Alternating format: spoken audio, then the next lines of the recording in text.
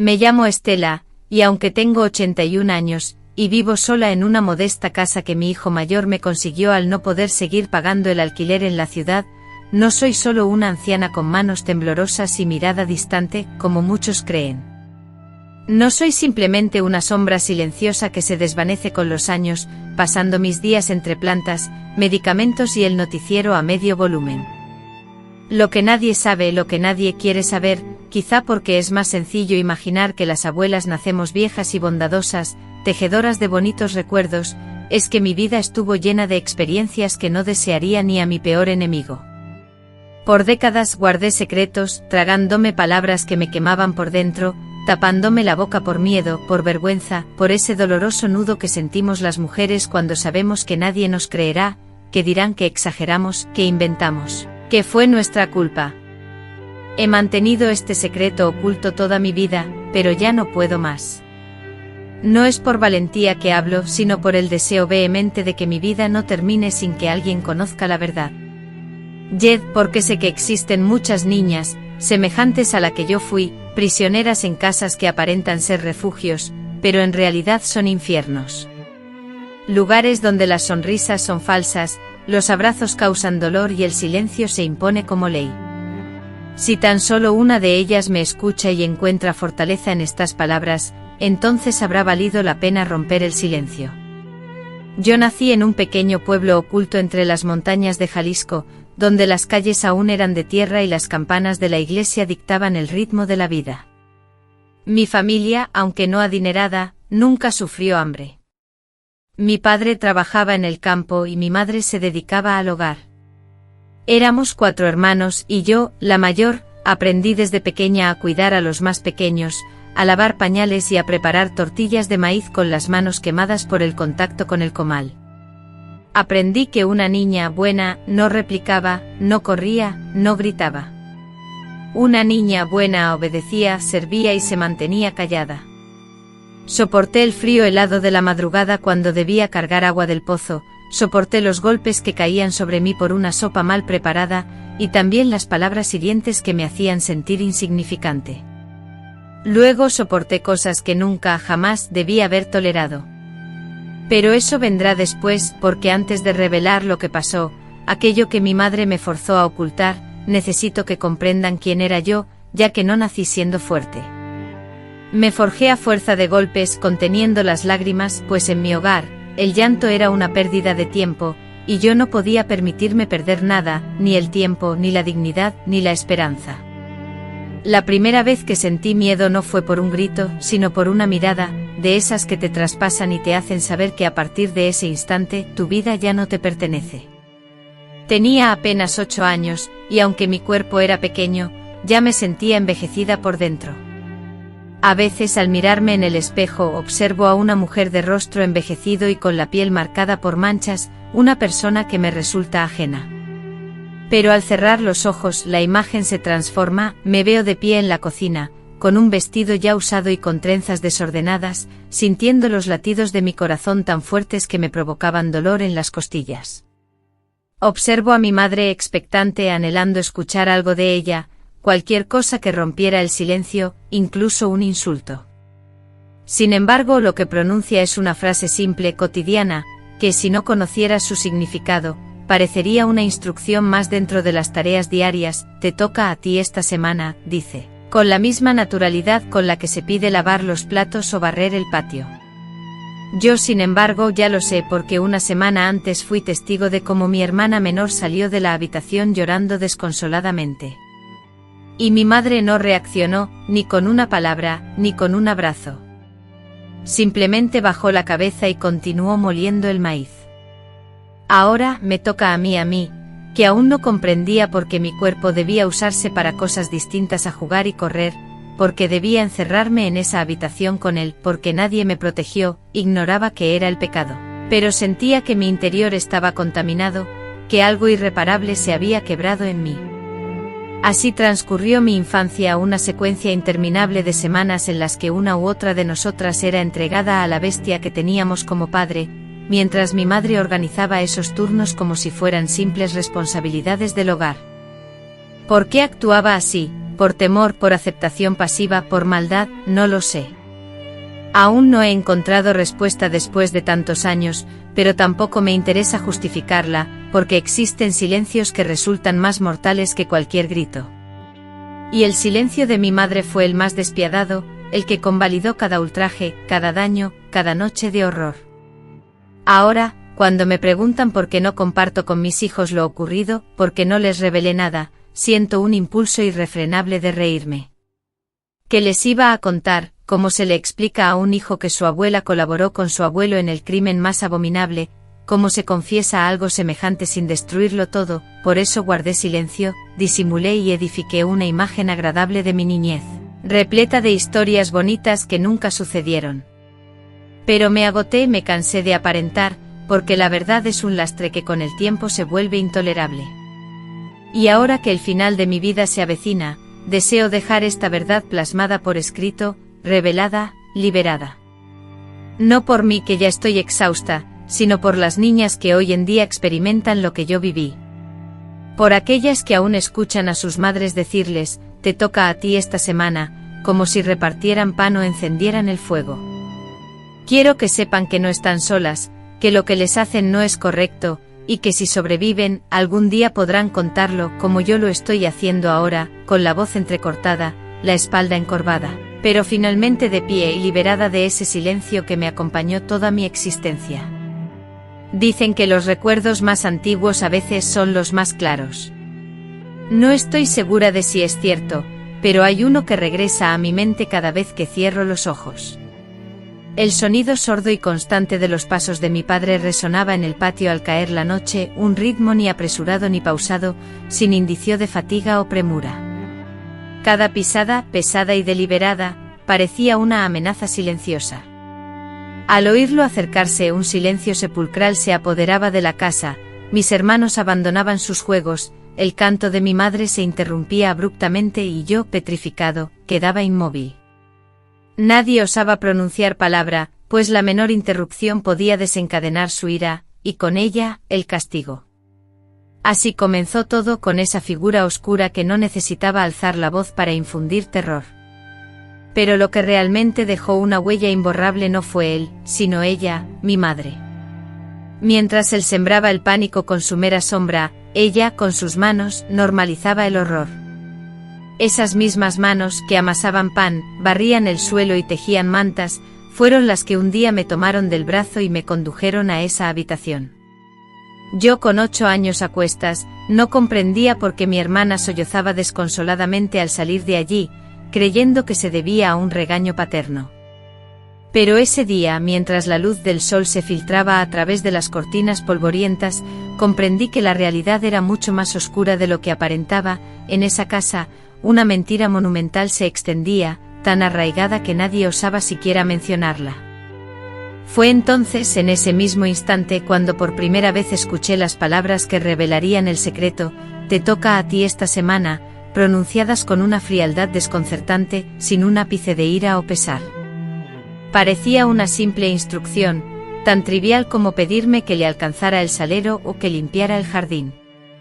Una sensación extraña, como si algo esencial dentro de mí se resquebrajara, me invadió, y sentí que una puerta invisible se abría a un abismo sin retorno. Me quedé inmóvil observándola, esperando que revelara que todo era una broma pesada, pero la seriedad en su rostro desvaneció esa esperanza.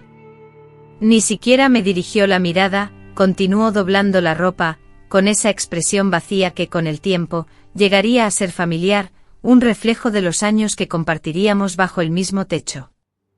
Quiero dejar claro que no era una persona malvada, no solía alzar la voz, ni recurría a la violencia física o verbal, pero su indiferencia, su frialdad, resultaba más hiriente que cualquier agresión.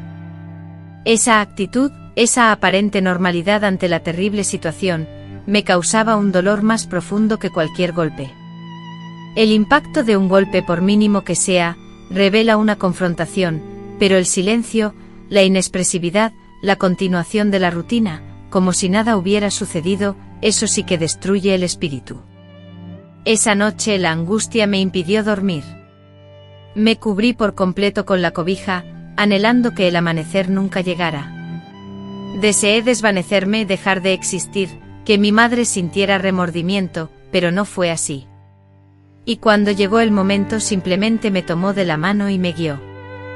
No relataré lo ocurrido en ese lugar. No entraré en detalles, porque no es necesario. Baste decir que salí transformada. Ya no era una niña, era algo más o quizás algo menos. Era un cuerpo ajeno, una niña que había adquirido un conocimiento prematuro. Sentía dolor en cada parte de mi ser, pero el sufrimiento del alma era lo peor. Al salir de la habitación encontré a mi madre como si nada, preparando tortillas. Me observó y pronunció: "No digas nada, así es la vida". Esa frase me atormentó durante años. Así es la vida. Como si todo lo que había ocurrido fuera inevitable. Como si ser mujer implicara resignación, silencio, aceptación. A partir de ese momento comencé a percatarme de detalles que antes me pasaban desapercibidos.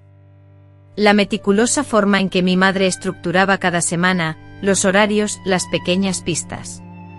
Todo obedecía a un orden oculto. Semanalmente una de nosotras era elegida, aunque la palabra no se pronunciaba. A veces me tocaba a mí, otras a mi hermana mayor. Más tarde, cuando mi hermana menor creció lo suficiente, también fue partícipe.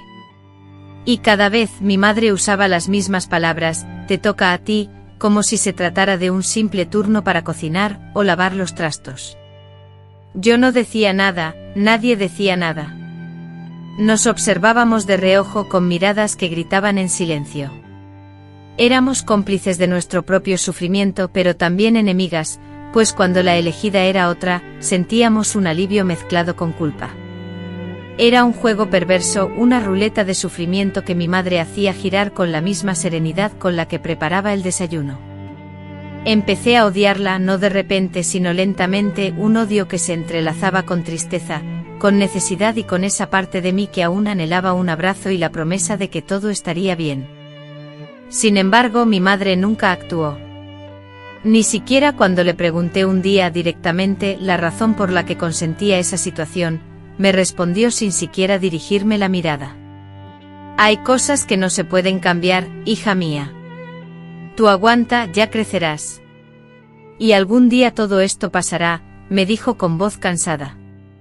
Pero ese día nunca llegó porque aunque el cuerpo crecía, la herida, esa profunda y dolorosa cicatriz interna, permanecía. La herida se instaló, se convirtió en una sombra constante, en llanto silencioso, en pesadillas recurrentes. Y yo, a pesar de todo, crecía, iba a la escuela y sonreía como si nada ocurriera, pero por dentro, estaba completamente destrozada. Observaba a mis compañeras de clase, y no entendía cómo podían reír tan fuerte, cómo podían hablar de novelas y vestidos sin que el miedo las consumiera, mientras yo solo podía pensar en cuándo volvería a suceder. Viví así durante muchos años, ocultando el miedo bajo una sonrisa forzada, esforzándome por ser una buena hija, una buena hermana, una buena estudiante.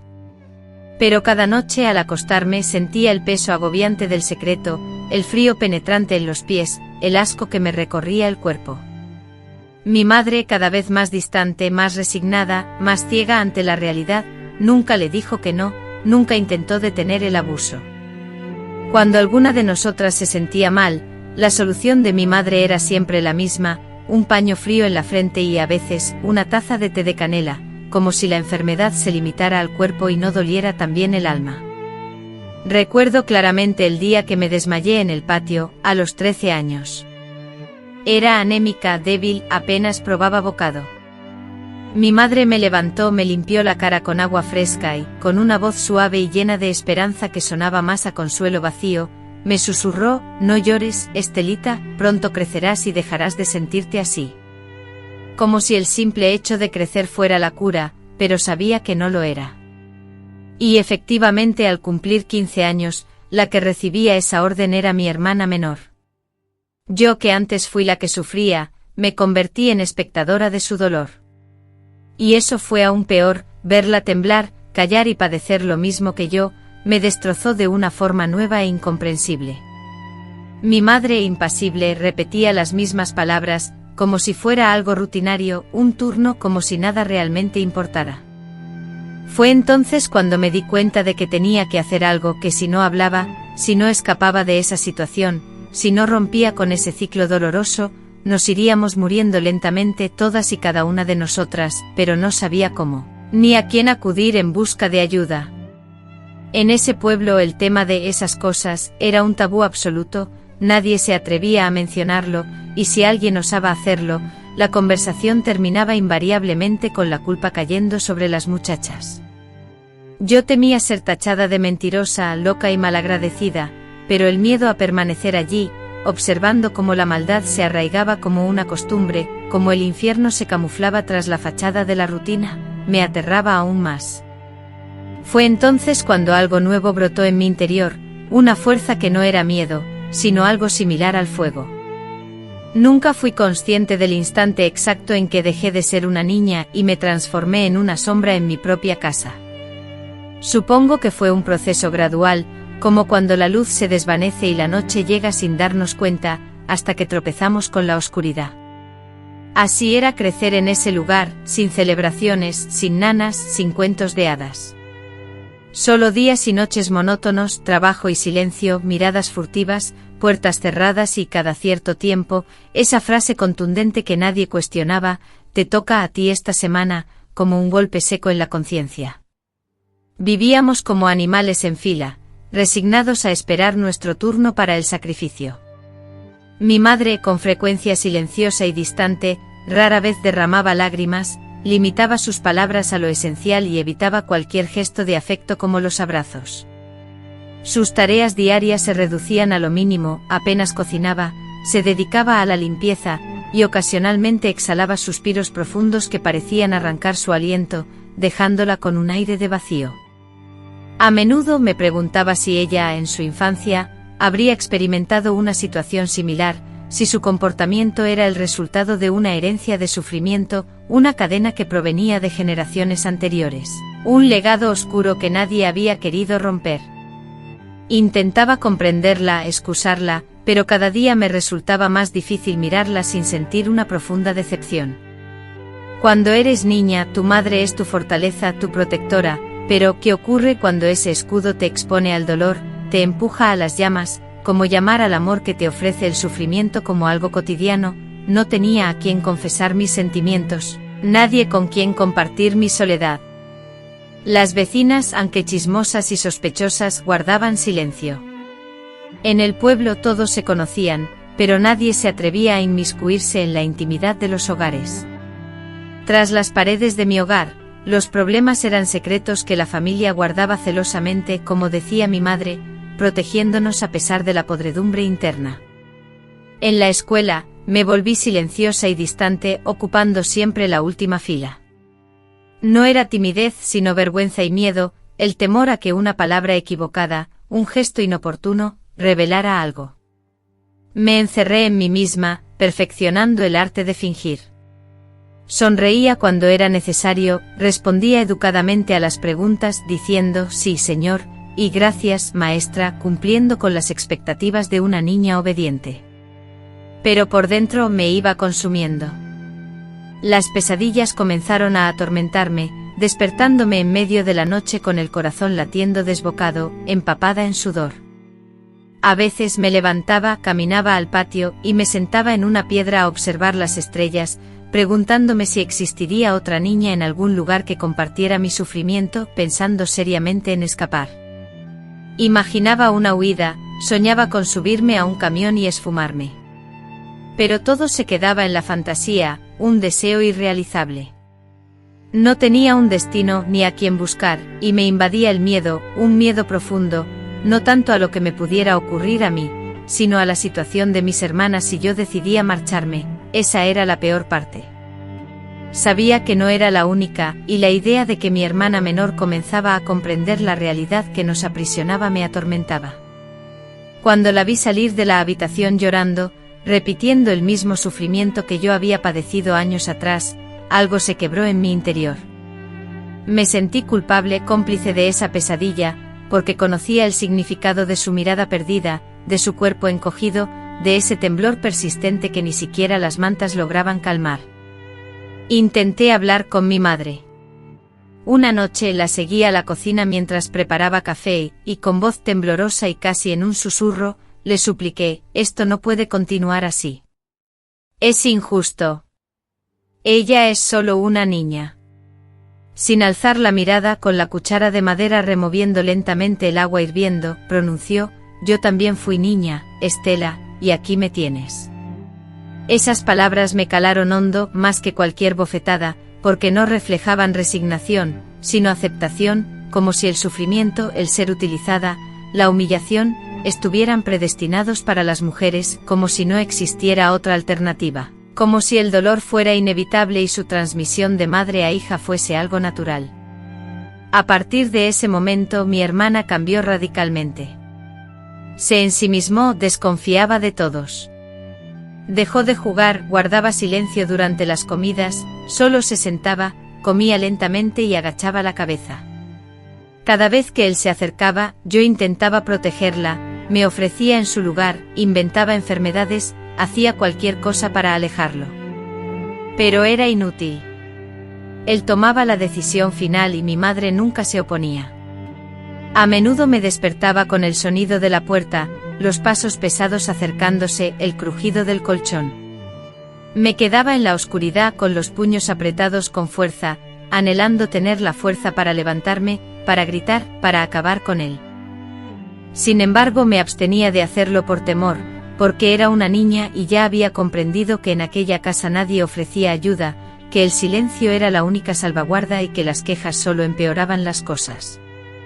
Por lo tanto, aprendí a sobrevivir, a simular que no sentía dolor, a fingir que todo estaba en orden, a proteger a mis hermanas lo mejor que podía, a brindarles pequeñas muestras de afecto cuando nadie observaba.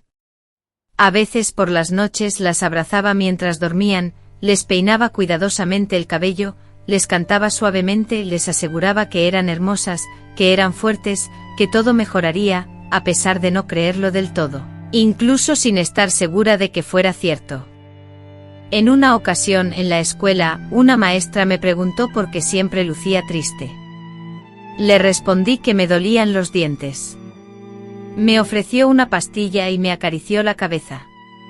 En ese instante consideré contarle mi situación, pero me contuve, reflexionando sobre las posibles consecuencias: me alejarían de mi hogar, separarían a mi familia, ¿qué harían con mis hermanas? ¿Y si no me creían? ¿Y si me acusaban de mentirosa? Ante la situación, opté por el silencio, como una sombra que se funde con la oscuridad.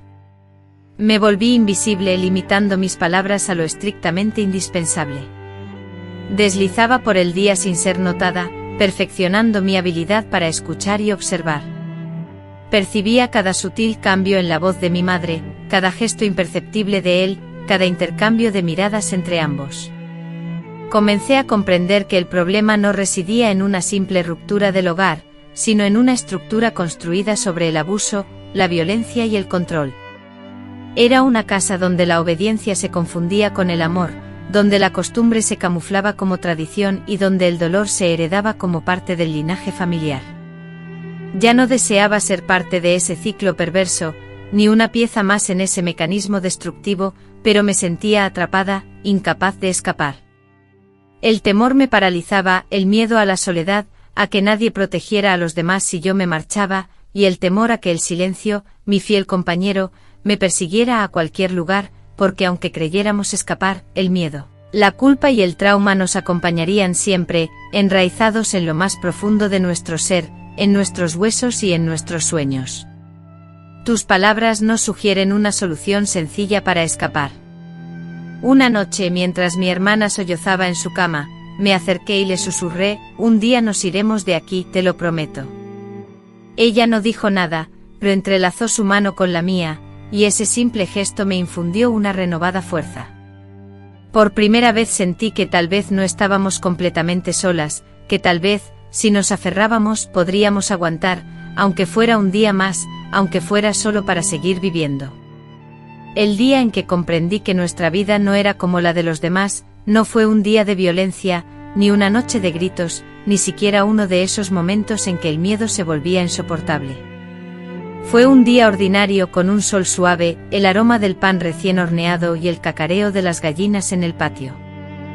Yo tenía 14 años y caminaba por el mercado con una cesta en el brazo. Me habían enviado a comprar frijol y manteca como tantas otras veces. Mientras esperaba mi turno en el puesto, divisé a una muchacha que parecía tener mi edad.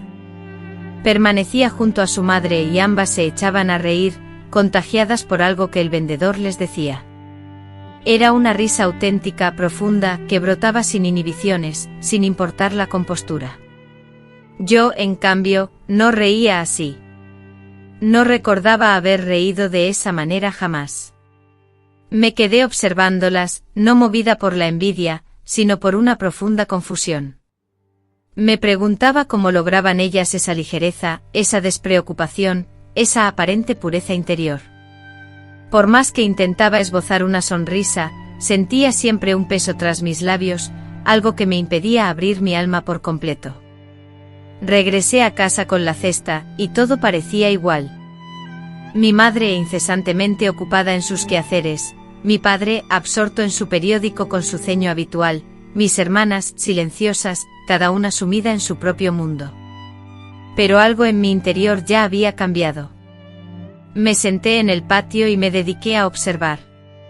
Contemplé mi hogar como si lo viera por primera vez, las paredes grises, las cortinas viejas permanentemente cerradas, los muebles desgastados por el tiempo. Percibí, no a través de la vista, sino con una profunda comprensión, que aquella casa no era un refugio, sino una trampa mortal, una prisión, una silenciosa caverna donde nosotras, las mujeres, éramos educadas para la sumisión, la obediencia, la entrega de nuestro cuerpo y la obligación de sonreír después.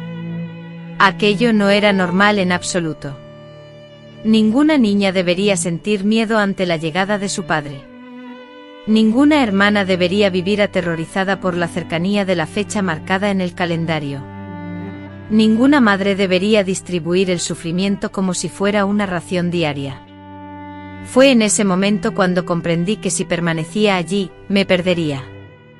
No solo mi cuerpo ni solo mis años, sino la totalidad de mi ser, esa parte que aún albergaba sueños, que todavía creía en la posibilidad de una vida diferente. Ese día supe que debía escapar, que de lo contrario, me convertiría en ella, en mi madre. Y no deseaba eso. No quería ser la que acepta, la que sobrevive sin vivir, la que entrega a sus hijas con la misma mano que un día les dio alimento. No podía permitirlo. Pero ¿cómo podía escapar de una vida diseñada para mantenerme cautiva? ¿Cómo podía romper este ciclo sin destruirme en el proceso? Empecé por lo único que podía controlar, mi mente. Comencé a escribir, escondiendo pedazos de papel bajo mi colchón. No eran diarios ni cartas, sino gritos silenciosos, palabras que no podía pronunciar en voz alta, pero que necesitaban desesperadamente salir. Escribía de noche cuando todos dormían, a veces temblando tanto que las letras se torcían. Pero seguía escribiendo, era mi forma de respirar. También comencé a observar a otras mujeres del pueblo, no a aquellas que fingían que todo estaba bien, sino a las pocas que caminaban solas, que no agachaban la cabeza, que hablaban sin pedir permiso. Un día, en la iglesia, vi a una mujer sin velo que se atrevió a responderle al cura cuando éste habló sobre el deber de la mujer. Gente, murmuraron. Claro. Pero yo la miré con admiración, anhelando esa seguridad, esa libertad. En casa, la rutina opresiva persistía inalterable. Mi padre, con su autoridad implacable, continuaba dominando el tiempo, el espacio y nuestras propias existencias. Mi madre, resignada, repetía sus frases huecas y vacías, como un mantra de aceptación: así es la vida, aguanta, mi hija. Dios sabe por qué hace las cosas. Mis hermanas, sumidas en la desesperanza, se hundían una tras otra en ese abismo que parecía no tener fondo, pero en mi interior, una llama ardía con fuerza creciente. Ya no sentía el terror paralizante de antes. Seguía teniendo miedo, claro, pero era un miedo diferente. No era el miedo que te inmoviliza, sino el que te impulsa, el que te susurra: o corres o mueres aquí. Una noche tuve un sueño vívido, la casa se prendía fuego. Me encontraba atrapada dentro, incapaz de escapar, observando las llamas voraces que se acercaban. Escuchaba los gritos angustiosos de mis hermanas, el llanto desconsolado de mi madre y la risa cruel de mi padre. Justo cuando el fuego amenazaba con consumirme, despertaba sobresaltada, empapada en sudor y con el corazón latiendo con fuerza. Sin embargo, aquel sueño no era una pesadilla, sino una premonición, porque cada día sentía esa misma sensación, como si viviera en una casa en llamas, luchando por sobrevivir sin saber por dónde encontrar la salida. Comencé a elaborar un plan meticuloso, considerando detalles básicos como la forma de ahorrar dinero, la selección de la ropa que me llevaría y el momento más propicio para escapar. Aunque la idea de llevarlo a cabo me generaba incertidumbre, la necesidad de vislumbrar una posibilidad de escape me impulsaba. A pesar de ser mínima, esa esperanza era fundamental, pero la mayor dificultad residía en la consideración de mis hermanas. La idea de abandonarlas en aquel lugar me atormentaba. La culpa me consumía, pero también entendía que si yo no actuaba, nadie lo haría, que quizás, si lograba escapar y comenzar una nueva vida, algún día podría regresar por ellas. Comprendía que la única manera de romper ese círculo vicioso era hacerlo desde fuera, lo cual implicaba un acto que percibía como una traición. Sentía que huir sería traicionar a mi madre, a mis hermanas y a las costumbres. No obstante, no era una traición aún mayor seguir callando, seguir participando en esa farsa. No deseaba ser mártir, anhelaba ser libre, dejar de temblar ante el sonido de la puerta, dormir sin miedo, caminar erguida, reír como la niña del mercado. Anhelaba vivir, no simplemente sobrevivir, deseaba vivir plenamente. En una noche estrellada, abrigada con una manta en el patio, fijé mi mirada en el cielo. Una estrella resplandecía con intensidad y, dirigiéndome a ella como si fuera un ser, supliqué ayuda, imploré fortaleza y rogué no sucumbir al temor que me consumía. No sé si fue la estrella, una intervención divina o un impulso propio, pero esa noche tomé una firme determinación: iba a luchar, iba a escapar, no iba a perecer en ese hogar, aunque eso significara enfrentarlo sola. Fue el punto de inflexión, el instante en que dejé de ser únicamente una víctima. Aún no era libre, pero ya no era la misma persona. Un cambio profundo e irreversible se había producido. La idea de marcharme, como una semilla que había permanecido demasiado tiempo bajo tierra, brotaba con fuerza en mi interior. No obstante, no era una tarea sencilla, no se trataba de preparar una maleta y marcharme. Implicaba romper ese lazo invisible que me unía a todo lo que conocía, aunque ese todo fuera un infierno. El sueño se volvió inquieto y mi cuerpo, exhausto, ya no respondía como antes. En ocasiones despertaba con la opresiva sensación de estar sometida a un peso invisible, una carga que me comprimía el pecho y dificultaba la respiración. En otros momentos sentía que mis piernas se habían vuelto ajenas, rígidas como la madera muerta de un árbol, dificultando mis pasos y haciéndome sentir extrañamente distante de mi propio cuerpo. La realidad se difuminaba constantemente, convirtiéndose en una neblina que distorsionaba mi percepción, y solo experimentaba breves instantes de lucidez cuando dirigía mi mirada a mis hermanas. Era como si la mera presencia de ellas me devolviera la capacidad de ver con claridad, de comprender la verdadera magnitud de la situación que nos asediaba. La más pequeña, Mariana, apenas había celebrado su 12º cumpleaños, y ya mostraba los primeros síntomas de un cansancio profundo y silencioso. Apenas pronunciaba palabra, pero en sus ojos se reflejaba la madurez prematura, la comprensión tácita del lenguaje secreto de la casa, ese código implacable de roles y silencios que todos compartíamos. Una tarde la encontré sentada frente al espejo, absorta en su propia imagen, observando fijamente su cuello como si intentara hallar algo en su piel que no pudiera erradicar. Me acerqué cautelosamente y le pregunté si se sentía bien. Ella no respondió con palabras, solo me miró fijamente. Y en su mirada, reconocí el eco de una experiencia que yo misma había vivido años atrás, el inicio inexorable del fin de la inocencia. Con el estómago oprimido por una angustia indescriptible, me dirigí a la cocina, donde encontré a mi madre lavando silenciosamente unas tazas. Después de expresarle mis preocupaciones sobre el extraño comportamiento de Mariana, incluyendo su falta de apetito y las pesadillas que la atormentaban, mi madre, tras secarse las manos con parsimonia, respondió con una voz carente de cualquier emoción: «Ya se le pasará, todas pasamos por eso». Aquella frase dicha con tanta indiferencia me sacudió profundamente, resonando en mi interior como una sentencia que normalizaba su sufrimiento. Era como si me dijera: es normal que se acostumbre. Mis manos comenzaron a temblar. La impotencia me invadió, deseaba gritarle, zarandearla, obligarla a reaccionar, pero la resignación me contuvo, pues sabía que sus palabras eran en vano, que su alma se encontraba atrapada en un caparazón impenetrable, insensible incluso ante el dolor de sus propias hijas. Esa noche, mientras el resto de la casa dormía, volví a sentarme en el patio, atormentada por la duda. Consideré la posibilidad de escapar sola, abandonar todo, pero la imagen de Mariana sola en su habitación, de mi padre aprovechando mi ausencia, de mi madre repitiendo su rutina, me paralizó. No podía dejarla. Entonces la estrategia cambió, ya no se trataba únicamente de huir. Debía salvarla a ella y a mí, a las dos. Comencé a esconder comida, a guardar las monedas que encontraba descuidadamente, a estudiar meticulosamente los horarios, los momentos precisos en que mi padre se ausentaba o mi madre se dirigía al mercado. Con el tiempo me transformé en una maestra de planes, una experta en encontrar oportunidades ocultas. Cada día que vivía era una constante danza con el peligro.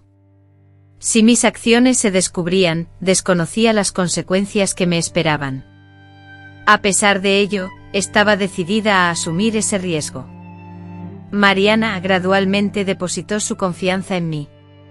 Por las noches le susurraba palabras de consuelo, prometiéndole un futuro mejor, un refugio seguro lejos de la opresión, donde la paz y el descanso serían nuestros compañeros constantes. Ella, en silencio, me respondía con un apretón firme de la mano. Un día, le pregunté directamente si deseaba escapar conmigo, si creía en mí. Asintió con la cabeza, y por primera vez en mucho tiempo, una luz de esperanza brilló en sus ojos. Ese gesto selló un pacto silencioso entre nosotras. Sin embargo, como si la oscuridad sintiera el inminente cambio, la atmósfera en la casa se volvió más pesada. Mi padre se mostró más irritable y desconfiado, mientras que mi madre comenzó a sospechar, observándome con una nueva intensidad y formulando preguntas inquisitivas que antes evitaba. ¿A dónde vas? ¿Qué haces con ese trapo en la mano? ¿Por qué te has ensimismado tanto? Yo me limitaba a responder, midiendo cada sílaba, aunque sentía la presión de su mirada.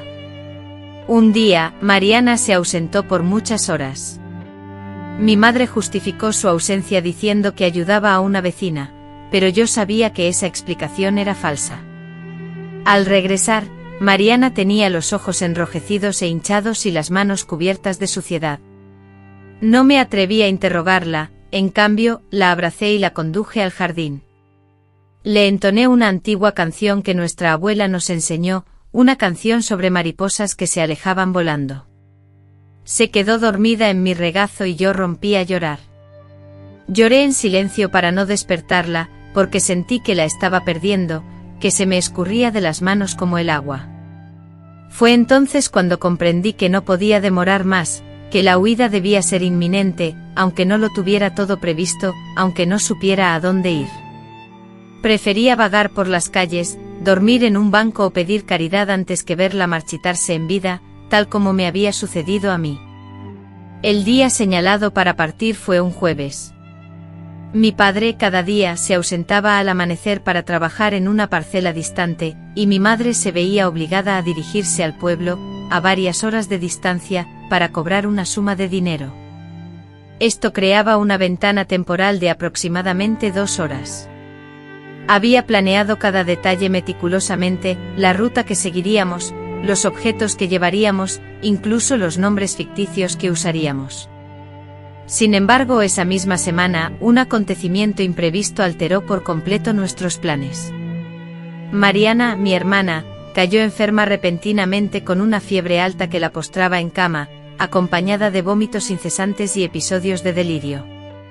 La llevamos de inmediato al centro de salud, donde los médicos diagnosticaron una simple infección, pero en mi interior sentía que la enfermedad era mucho más profunda, una manifestación física del dolor que su alma ya no podía contener. Estaba destrozada por dentro y yo no podía marcharme sabiendo su sufrimiento, pero tampoco podía llevármela en ese estado. Así que decidí quedarme, cancelando todos mis planes. La espera se extendió por días que parecían interminables. La cuidé con una dedicación nunca antes vista, humedeciéndole la frente con paños fríos, preparándole caldos y sopas, susurrándole palabras de consuelo. Mi madre colaboraba, pero sin mostrar emoción, como si cumpliera con una obligación. Mi padre apenas se acercaba a su cama. Con el tiempo Mariana fue recuperándose lentamente, pero ya no era la misma. Algo en ella se había extinguido. Había dejado de soñar, de cantar, y ahora solo me miraba, a veces con esos ojos que parecían haber perdido toda esperanza y fe en el futuro. Comprendí que ya era demasiado tarde, que la esperanza, lo que a mí me habían arrebatado años atrás, también se la habían quitado a ella. A pesar de ello, persistía en la idea de salvarla, aunque estuviera destruida, porque seguía siendo mi hermana, y una hermana no se rinde. Entonces hice un último intento, le propuse huir esa misma noche sin equipaje, sin nada, solo nosotras caminando hasta la carretera y pidiendo ayuda. Me observó fijamente durante un largo rato y finalmente preguntó, ¿y si no nos quieren, y si nos hacen lo mismo allá afuera? La verdad me golpeó, no supe qué contestarle porque tenía razón. El mundo no siempre es un lugar mejor, pero debía intentarlo. Entonces le dije, peor que aquí no puede ser.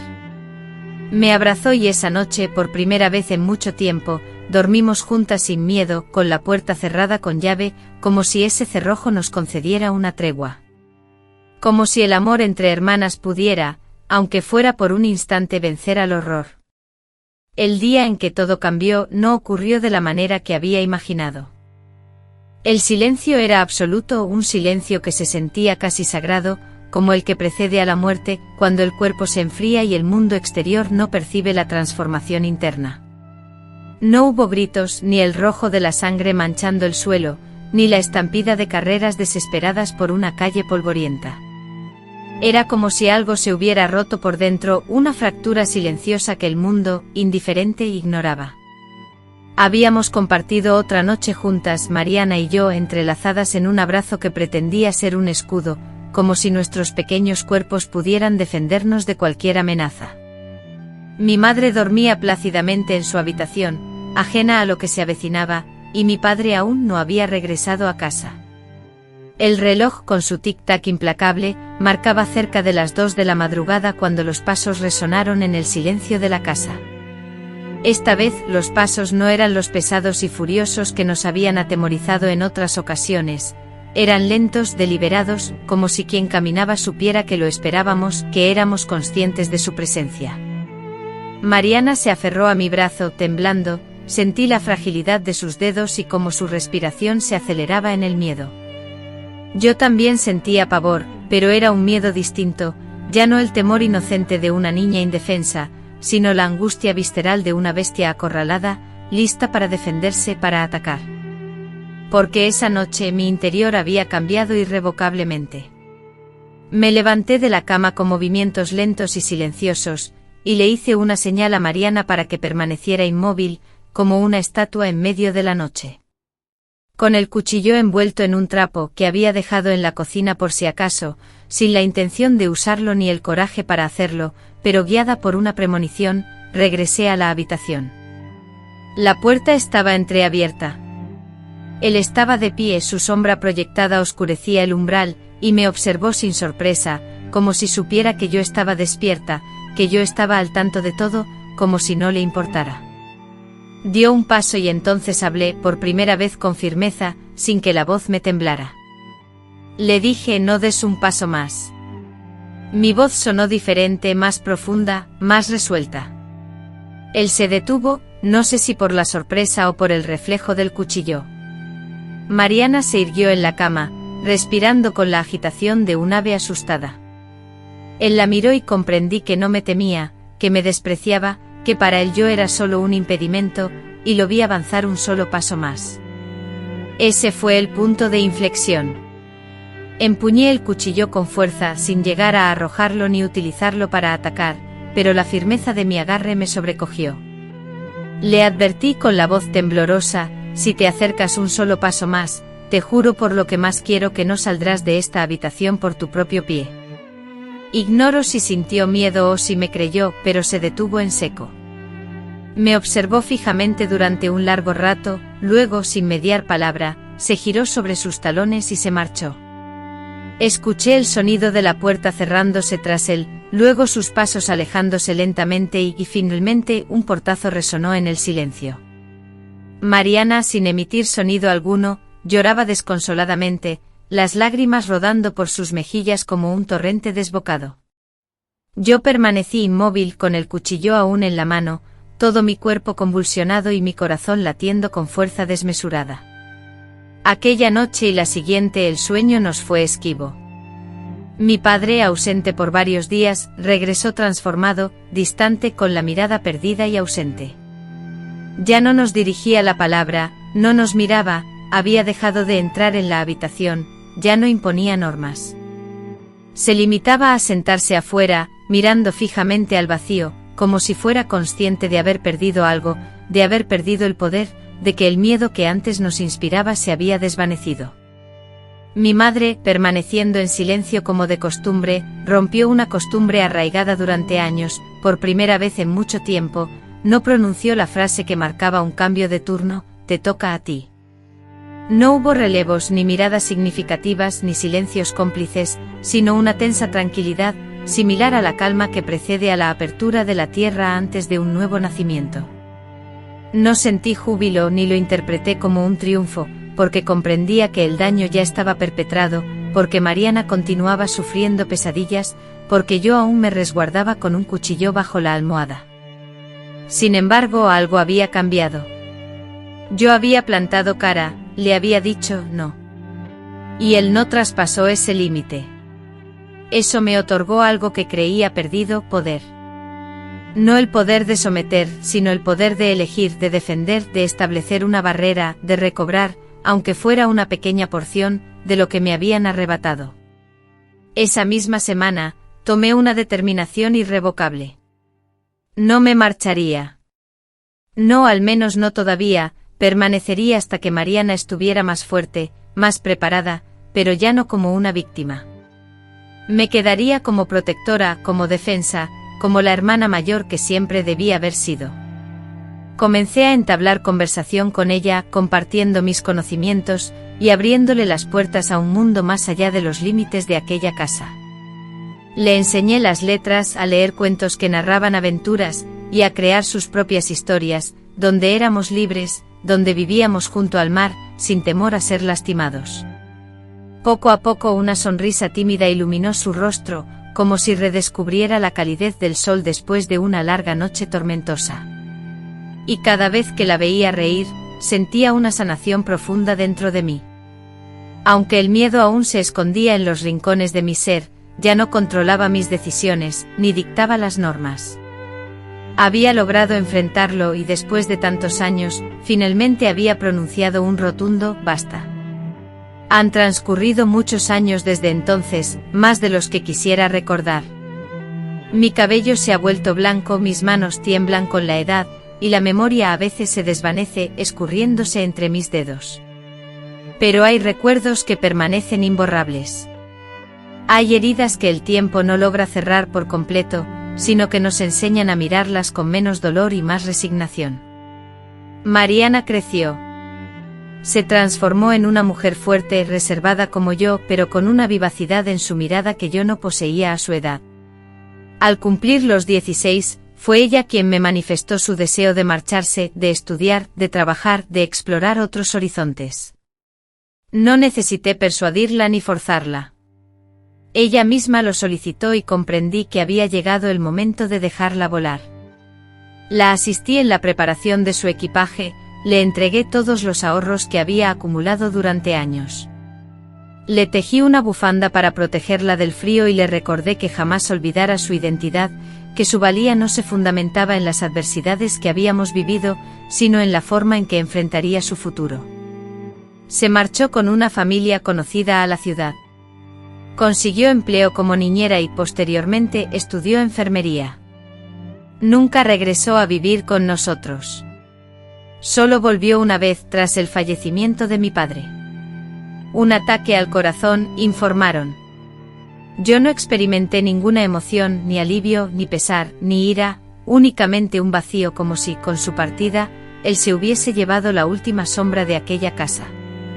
Mi madre nunca abordó el tema del pasado. En sus últimos años, ella permaneció en la misma casa, absorta en el silencio de sus labores de tejido, con la mirada fija en el mundo exterior que se revelaba a través de la ventana.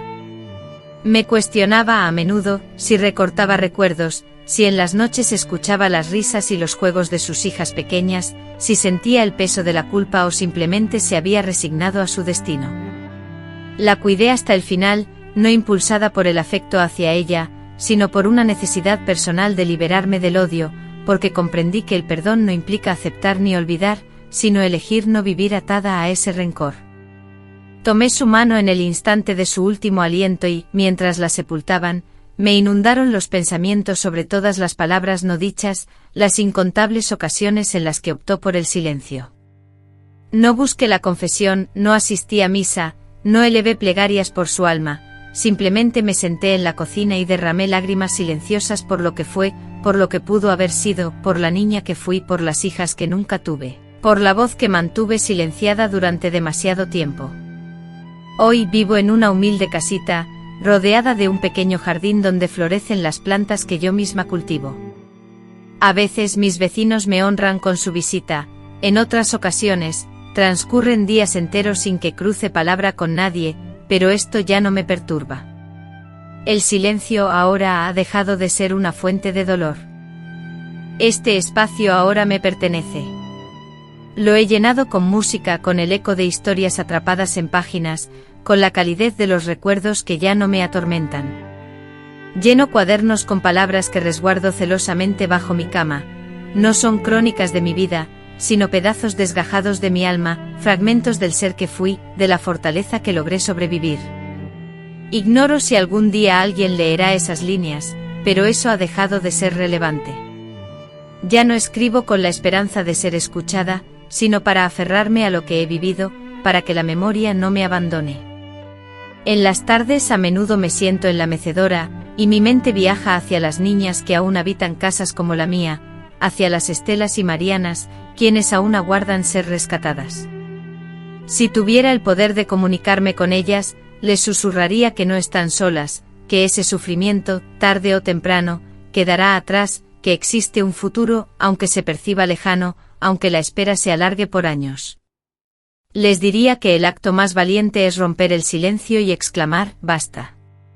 No soy una heroína. No salvé al mundo.